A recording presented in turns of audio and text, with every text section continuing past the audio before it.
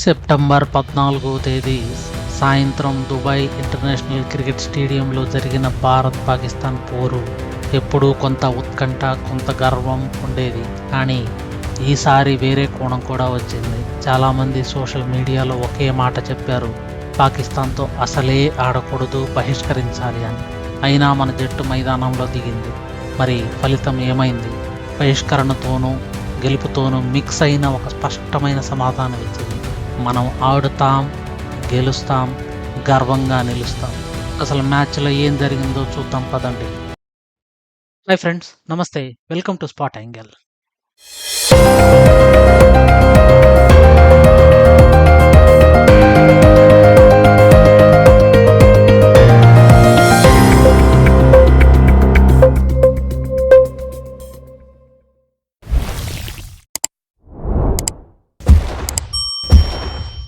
మొదటగా పాకిస్తాన్ టాస్ గెలిచి ముందుగా బ్యాటింగ్ ఎంచుకుంది.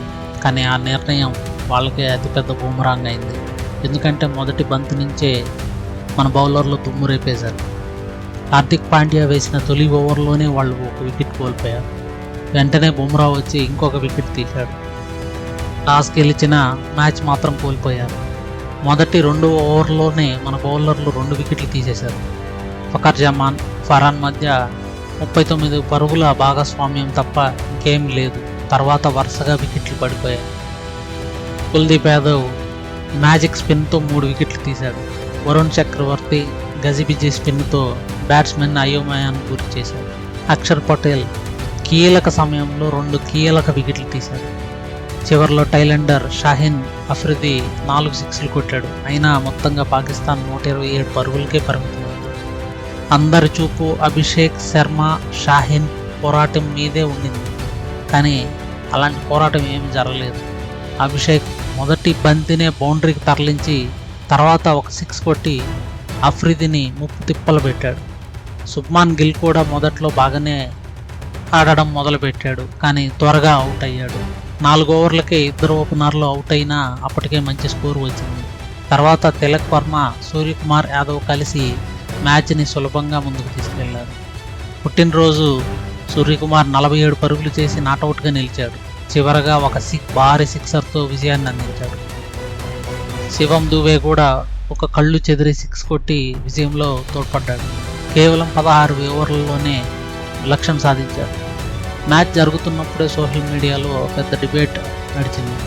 చాలామంది పాకిస్తాన్తో అసలే ఆడకూడదని చెప్పారు, బహిష్కరించాలి, ఎందుకంటే వాళ్ళు క్రీడా స్ఫూర్తి చూపించడం లేదని వాదించారు.